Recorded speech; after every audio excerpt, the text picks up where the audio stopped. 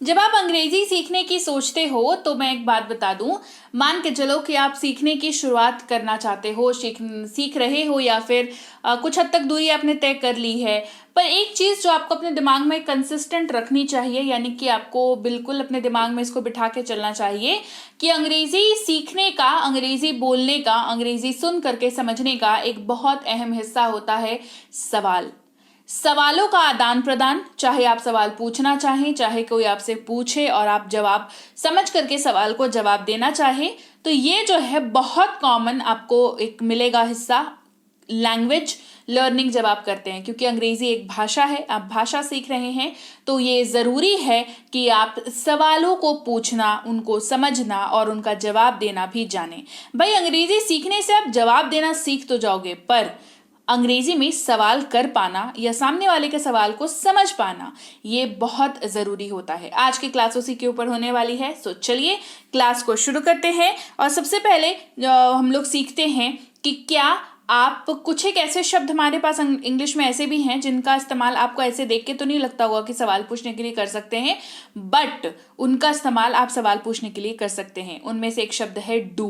Do का इस्तेमाल जब भी आप पढ़ते होंगे या डू आप जब भी वर्ड मीनिंग के तौर पर डू को पढ़ते होंगे, तब आपको लगता होगा ये तो नॉर्मल सा एक वर्ड मीनिंग है जो वाक्य को बनाने में मदद करता है, तो इससे सवाल कैसे पूछ सकते हैं। तो मैं आज की क्लास में आपको कुछ ऐसे ही अनकॉमन से वर्ड कराऊंगी जो आपको ऐसा लगता होगा सवाल पूछने में तो इनका कोई इस्तेमाल नहीं होता होगा, लेकिन उलट इनका इस्तेमाल होता है। सबसे पहला शब्द है डू और उसके साथ सब्जेक्ट की बात करेंगे। डू के साथ सब्जेक्ट जब लग जाता है, यानी कि नॉर्मली क्या होता है जब आप सेंटेंस बनाते हैं तो आप क्या करते हैं, आप सब्जेक्ट के बाद डू का इस्तेमाल करते हैं, लेकिन जब सवाल पूछना हो तो करना होता है इसका उल्टा, यानी कि आपको डू के बाद सब्जेक्ट का इस्तेमाल करना होता है। कुछ ऐसे इसका मतलब होता है, क्या ता हूं, क्या ते हो, क्या ते हैं, ये कुछ इस तरीके से वाक्य में इस्तेमाल होता हुआ आपको दिखेगा। यानी कि सवाल पूछने वाला जो वाक्य है उसमें कुछ ऐसा इस्तेमाल होते हुए आपको दिखेगा। मतलब जैसे आप ये सवाल पूछना चाहें अगर किसी से, क्या मैं खाता हूं, क्या मैं खाता हूं, सिंपल सा एक क्वेश्चन इसका बन जाएगा, डू आई ईट। यहां पर डू पहले लगा, सब्जेक्ट बाद में लगा और उसके बाद आपने बाकी वर्ड्स का इस्तेमाल किया, तो ये सवाल के तौर पर इस्तेमाल हुआ। क्या मैं खाता हूं, डू आई ईट। डू का जो रूल है इसको इस्तेमाल करने का कि किस सब्जेक्ट के साथ ये जाएगा, तो ये जो है अगर आपको डू का यूजेज पता याद है, अगर आपको, क्योंकि मैंने करा रखा है, अगर आपको याद है तो वेल एंड गुड, नहीं याद है तो बता दूं, डू का इस्तेमाल आप आई, यू, वी और दे के साथ ही कर सकते हैं। इसका ख्याल रखना बहुत बहुत बहुत जरूरी है, right. Hey everyone, welcome to B banker spoken English class. स्वागत है आपका आज की क्लास में। आज के वीडियो में मैं हूं प्रीति मैम और आज की क्लास में हम लोग सीख रहे हैं कुछ ऐसे शब्दों से सवाल पूछना जिनको देखकर आपको तो लगता है सवाल पूछने के लिए इनका इस्तेमाल तो नहीं होता होगा, लेकिन इनका इस्तेमाल होता है सवाल पूछने के लिए। क्लास को आगे बढ़ाने से पहले करना चाहते हैं अगर एक बहुत ही बढ़िया सा कोर्स, फ्री स्पोकन इंग्लिश का कोर्स तो ऑलरेडी कराती ही हूँ, चैनल पर कराती रहती हूँ, पता ही होगा, लेकिन अगर आप प्रीमियम स्पोकन इंग्लिश का कोर्स करना चाहते हैं जहां पर आपको स्टेप बाय स्टेप गाइड किया जाता है, आपको पीडीएफ वगैरह मिलते हैं, आंसर शीट, क्वेश्चंस, होमवर्क्स मिलते हैं क्लास के, तो आप कर सकते हैं प्रीमियम स्पोकन इंग्लिश का कोर्स जो कि 2499 का है, लेकिन अभी कराया जा रहा है मात्र 299 में। गूगल प्ले स्टोर पर जाकर के आप कर सकते हैं डाउनलोड, बी बैंकर इंग्लिश के ऐप को कर सकते हैं उसको इंस्टॉल और अपना नाम, नंबर और मेल आईडी डाल करके रजिस्टर करके आप इस कोर्स के लिए अपने आप एडमिशन ले सकते हैं यहाँ पर। इसके अलावा अगर आप कोई ई बुक लेना चाहते हैं तो इस वेबसाइट पर जाकर के आप इनमें से कोई सी भी ई बुक जो आपकी ज़रूरत के अनुसार हो, आपको लग रहा हो कि इसकी ई बुक की ज़रूरत मेरे को है, तो आप ये वाली ई बुक ले सकते हैं। ई बुक लेने के बाद इसको अपने मोबाइल पर डाउनलोड कर लें। डाउनलोड करने के बाद इसको अपने इंटरनल मेमोरी में सर्च करें तो आपको ये ई बुक मिल जाएगी। नॉर्मली क्या होता है ना, लोग खोज नहीं पाते, इंटरनल मेमोरी में सर्च किया करना, ठीक है। इसके अलावा सब्सक्राइब नहीं किया है तो आप देख रहे हैं B banker spoken English class, जल्दी से कर लीजिए सब्सक्राइब। और चलिए अब क्लास को बढ़ाते हैं आगे। हमने बात करी सबसे पहले डू की और अब बारी है डज की। DOES, डज इसको पढ़ते हैं और ये भी इस्तेमाल होता है सवाल पूछने के लिए जब सब्जेक्ट और ये अपनी जगह को बदल लेता है। जैसे मतलब क्या होता है पहले समझ लेते हैं। डू प्लस सब्जेक्ट का, इसका मतलब होता है क्या ता है या क्या ती है। ये वाक्य में इस तरीके से यूज होता हुआ दिखेगा, बीच में ब्लैंक दिखेगा, जाहिर सी बात है वाक्य के दूसरे वर्ड्स के लिए वो जगह है, तो आपको ये मेक श्योर करना होगा कि आप जो है इसको इस तरीके से समझे जैसे मैं समझाती हूँ। जैसे वाक्य कुछ ऐसा है, क्या वह खाता है, डज ही ईट। क्या वह खाता है, डज ही ईट। देखिए बहुत ही कॉमन सा क्वेश्चन है, बहुत कॉमन क्वेश्चन है, लेकिन अगर आपको यहाँ पर डज के मदद से सवाल पूछना नहीं आता होगा तो आप इस सवाल को अंग्रेजी में नहीं पूछ पाएंगे। इसीलिए इन वर्ड्स को जो सवाल पूछने के लिए भी इस्तेमाल हो जाते हैं जानना जरूरी है। क्या वह खाता है, डज ही ईट। रूल क्या है डज का, सेम वही रहेगा जो नॉर्मल रूल है डज का, दैट इज कि डज जो है वो ही, शी, इट और किसी भी नाम के साथ इस्तेमाल होता है। डज पहले लगेगा, बाद में ही, नहीं तो शी, नहीं तो इट, नहीं तो कोई भी नाम जो है वो इस्तेमाल हो जाएगा यहाँ पर। क्लियर। चलिए आगे बढ़ाते हैं क्लास को, बात करते हैं अगले शब्द की जो कि है डिड। DID, डिड और इसके साथ सब्जेक्ट। अब ये वाला स्ट्रक्चर देख के ही समझ जाइए कि सवाल पूछने के लिए इस वर्ड का यहाँ पर इस्तेमाल किया जा रहा है। सब्जेक्ट ने और डिड ने अपनी जगह यहाँ पर बदल ली है। मतलब क्या होता है, मतलब होता है क्या ता था, क्या ते थे, क्या ती थी, या फिर क्या या, क्या ये, क्या ये। इन दोनों ही तरीकों से इसका इस्तेमाल कर सकते हैं। ता था, ते थे, ती थी, आगे क्या लगा हुआ होना चाहिए क्योंकि क्वेश्चन पूछ रहे हैं हम लोग, राइट। क्या मैं खाता था या क्या मैंने खाया। दो सवाल, क्या मैं खाता था या फिर क्या मैंने खाया। Did I eat, did I ईट, ये हो जाएगा सवाल। रूल क्या है डिड का, डिड का जो रूल है वही यहाँ पर लागू होगा, दैट इज डिड का यूज आप किसी के भी साथ कर सकते हैं। I, you, we, they, he, she, it और किसी भी नाम के साथ डिड का यूज किया जाता है। बढ़ते हैं आगे, बात करते हैं विल के साथ सब्जेक्ट की। जी हाँ, विल अगर आगे लगा हुआ है समझ जाइए, मतलब विल और सब्जेक्ट ने अपनी जगह बदली है ना, तो इसका मतलब क्या है कि ये सवाल पूछने के लिए इस्तेमाल होने वाला है। अब जहां पर इसका मतलब हो जाएगा क्या ऊंगा, क्या इंगे, क्या ओगे। अगर आपको ये दिखता है मतलब मान के चलिए कि यहाँ पर जो है वो सवाल पूछने के क्रम में ही विल का इस्तेमाल किया जाएगा। जैसे क्या मैं खाऊंगा, विल आई ईट। क्या मैं खाऊंगा, विल आई ईट। रूल क्या रहेगा, विल का रूल जो रहता है वही रहेगा, विल सबके साथ इस्तेमाल होता है, तो सवाल पूछने के क्रम में भी विल सबके साथ इस्तेमाल होगा, I, you, we, they, he, she, it और किसी भी नाम के साथ। आगे बढ़ते हैं, बात करते हैं एम, इज, आर, इन तीनों की। एक साथ इसलिए बात कर रहे हैं क्योंकि इनमें जो फर्क है वो यूजेज का ही फर्क आता है और इस्तेमाल इन तीनों का भी सवाल पूछने के लिए किया जाता है। एम प्लस सब्जेक्ट एक पेयर बनेगा जहां पर आप सवाल एम और सब्जेक्ट अपनी जगह बदल करके सवाल पूछेगा। एक बनेगा इज और सब्जेक्ट का जहां पर ये दोनों अपनी जगह बदलेंगे, और तीसरा बनेगा आर और सब्जेक्ट का जहां पर ये दोनों अपनी जगह बदलेंगे, राइट। जैसे सबसे पहले बात करते हैं एम प्लस सब्जेक्ट का, तो यहाँ पर इस्तेमाल होगा क्या रहा हूं या फिर क्या रही हूं, ये इस्तेमाल होगा। अगर इज है तो क्या रही है, क्या रहे हैं इस्तेमाल होगा, क्या रहे हो इस तरीके से भी इस्तेमाल हो जाएगा अगर इज रहेगा तो। जैसे क्या मैं खा रहा हूं, एम आई ईटिंग। क्या मैं खा रहा हूं, एम आई ईटिंग। वहीं पर एम का इस्तेमाल जो है वो आई के साथ ही करते हैं, ये आपको पता होना चाहिए। आर का इस्तेमाल यू, वी, दे के साथ होता है, ये आपको पता होना चाहिए। इस का इस्तेमाल ही, शी, इट और किसी भी नाम के साथ होता है, ये आपको पता होना चाहिए। देखिए इनको इस्तेमाल करने का सबसे जो बढ़िया तरीका है वो ये है कि आपको ये वाला हिस्सा याद होना चाहिए कि ये किसके साथ इस्तेमाल होता है और किसके साथ इस्तेमाल नहीं होता है, राइट। आगे बढ़ते हैं और बाकी एग्जाम्पल्स देखते हैं। क्या वे आ रहे हैं, आर दे कमिंग। यहाँ पर आर के साथ इस्तेमाल हुआ है क्योंकि दे का इस्तेमाल हुआ है, तो दे के साथ ऑब्वियसली आर का इस्तेमाल होता है ना।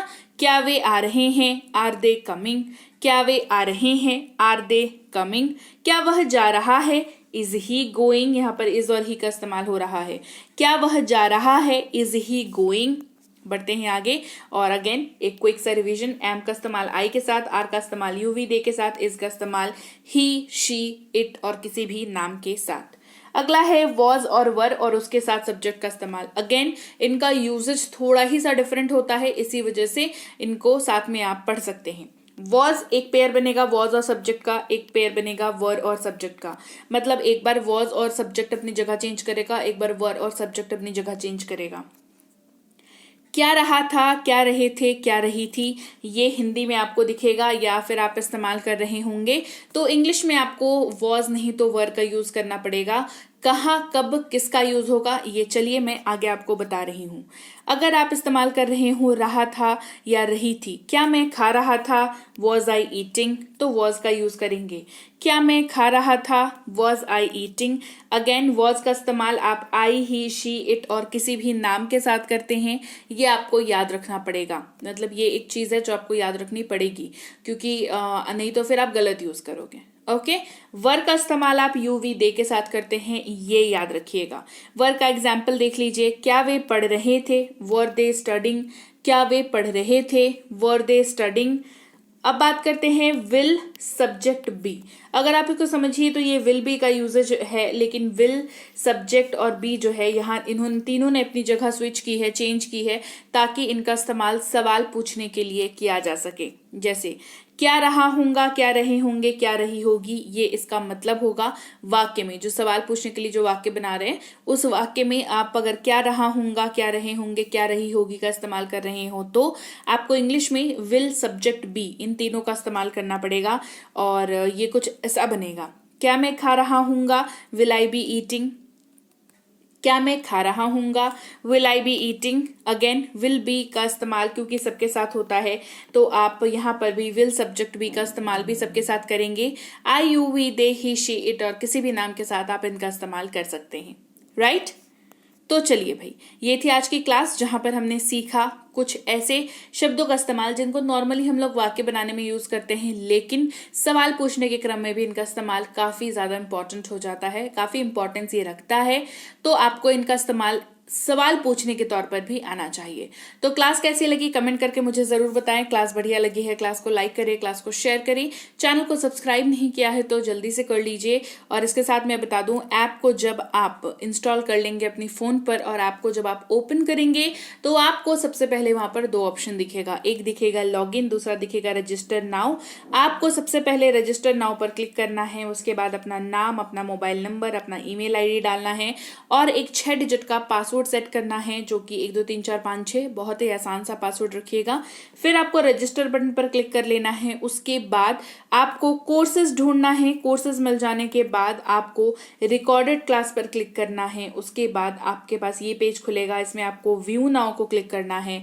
फिर आपके पास ये वाली पेज खुलेगी जहां पर आपको क्लासेस को क्लिक करना है। फिर आपके सामने एक लिस्ट खुलेगा जहां पर आपको पी क्लास 1 से लेकर के पी क्लास 60 तक पूरी लिस्ट मिल जाएगी।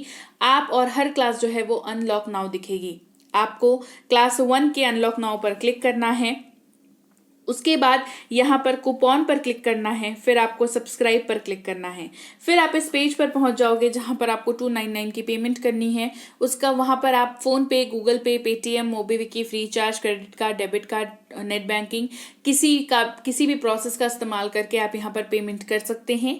पेमेंट आपकी सक्सेसफुल हो जाने के बाद आपका एडमिशन हो गया है और हर वो क्लास जो अनलॉक थी वो अब स्टार्ट नाउ हो जाएगी। अगर स्टार्ट नाउ हो गई मतलब आपकी क्लास चालू है। अब आप उस क्लास को क्लिक करके उसको देख सकते हो। उस क्लास की पीडीएफ के लिए पीडीएफ सेक्शन में जाकर के आप क्लास की पीडीएफ को व्यू नाउ पर क्लिक करके उस पर्टिकुलर क्लास के पीडीएफ को आप देख सकते हो। और ऐसे ही करके जो जो क्लास करते जाइएगा उसकी पीडीएफ को देखते जाइएगा। क्लास में अगर होमवर्क है तो पहले होमवर्क बनाइएगा। उसके बाद पीडीएफ के सबसे आखिर वाले पेज पर आंसर शीट होगा, उस आंसर शीट को आप चेक कर सकते हो अपनी होमवर्क बनाने के बाद मिलाने के लिए। राइट, इसके अलावा भी कोई अगर दिक्कत आ रही है, समटाइम्स कोई दिक्कत हो जाती है, टेक्निकल चीजें हैं ना, तो आपको क्या करना है, ऐप वाले पेड क्लास वाले जो बच्चे हैं वो इस नंबर पर व्हाट्सएप करेंगे अपनी समस्या को लिख करके सुबह 10 से शाम के 6 बजे तक। इस बीच हमारी टीम बैठी हुई है आप ही के लिए, आपको वो कांटेक्ट कर लेंगी। इसके अलावा फ्री क्लास या ई बुक से संबंधित कोई भी अगर आपको लिंक वगैरह चाहिए तो इस नंबर पर व्हाट्सएप करेंगे सुबह 10 से शाम के 6 तक। यहाँ पर भी आपको जो है रिप्लाई मिल जाएगा। आपको जो जैसे मान लो ग्रुप में ज्वाइन होना है तो लिख के भेजेंगे मुझे ग्रुप में जोड़ लीजिए। अगर आपको ई बुक की लिंक चाहिए तो आप लिख के भेजेंगे मुझे ई बुक की लिंक भेज दीजिए। आपको फ्री कोर्स चाहिए तो लिख के भेज देंगे मुझे फ्री कोर्स भेज दीजिए, फ्री कोर्स की लिंक भेज दीजिए। तो जो आपकी रिक्वायरमेंट होगी वो आप लिख करके भेजोगे तो आपको जो है आंसर या एड्रेस जल्दी किया जाएगा हमारी टीम द्वारा। अब आप हाय हेलो लिख करके भेजोगे, कैसे हो लिख करके भेजोगे, तो फिर ये थोड़ा सा ना ये मैसेज जो है वो पेंडिंग में चला जाता है। बिकॉज आप खुद सोच करके देखो, किसी बच्चे ने लिख करके भेजा है कि मैम मुझे फ्री कोर्स की लिंक भेज दीजिए, तो मेरी नज़र या हमारी टीम की नज़र जो है वो उस मैसेज पे जाएगी, या किसी ने लिख के भेजा है कैसी हैं आप, इस पे जाएगी, ये बताओ, है ना। तो जो सीरियस कैंडिडेट है, जो पढ़ने वाले हैं, जिनको वाकई में कोर्स करना है, जिनको इंग्लिश बोलनी है, वो प्लीज सीरियस हो जाइए। और जो आपको रिक्वायरमेंट है, जैसे आपको टेलीग्राम का लिंक चाहिए ज्वाइन होने के लिए, व्हाट्सएप का ग्रुप का लिंक चाहिए ज्वाइन होने के लिए, फ्री कोर्स का लिंक चाहिए, ई बुक लेनी है उसकी लिंक चाहिए, ऐप डाउनलोड करना है उसकी लिंक चाहिए, तो वो लिख करके भेजेंगे अपन, ठीक है। चलिए, इसके अलावा आप जो है इस वाली वेबसाइट पर जाकर के हमारी कोई भी ई बुक को ले सकते हैं और वहां पर डाउनलोड जरूर कर लीजिएगा ई बुक को लेने के बाद। व्हाट्सएप का ग्रुप ज्वाइन कर लीजिएगा जरूर से, क्योंकि वहां पर रोज क्लासेस आपको मिल जाती हैं आपके मोबाइल पर। टेलीग्राम का ग्रुप ज्वाइन कर लीजिएगा, इस वाले लिंक के जरिए टेलीग्राम आप ज्वाइन कर सकते हैं। इस वाले लिंक के जरिए जो टेलीग्राम आप ज्वाइन करोगे ना, वही जो है वो ऑफिशियल टेलीग्राम चैनल है, बी बैंकर इंग्लिश क्लासेस उसका नाम है। 17-18 हजार के लगभग सब्सक्राइबर्स हैं, यही वाला चैनल ज्वाइन करना है टेलीग्राम पर, ठीक है। इसके अलावा कोई सा भी चैनल हो, चाहे प्रीति मैम की class, notes, PDF, B banker के class, notes, PDF, e books, कुछ भी लिखा हुआ रहे, वो नकली चैनल है, उसको ज्वाइन नहीं करना है, राइट। चलिए, तो सब्सक्राइब नहीं किया है तो फटाफट से कर डालिए, और मैं आपसे मिलूंगी आपकी अगली क्लास में। Till then, thank you so much for watching. Stay tuned to B banker.